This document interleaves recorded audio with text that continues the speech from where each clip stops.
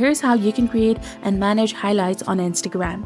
First of all, open your Instagram application on your mobile device and make sure that you're logged in with your specific account. Now, go to your Instagram profile. Tap on your profile picture at the bottom right. Below your bio, you will see new icon. Tap on it to create a new highlight. You will be prompted to select stories from your archived stories. And if you don't have any archived stories yet, make sure that your Instagram story archived is turned on.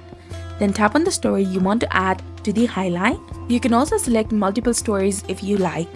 Now give your highlight a name, example travel, adventures, behind the scenes, anything you like. You can also add emojis instead of writing anything. And then tap on done. You can also customize your highlight cover, which is optional, and you can choose the cover photo from the added highlights or from your gallery. So this was all about it. If you found this guide helpful, please like, share, and subscribe to our channel.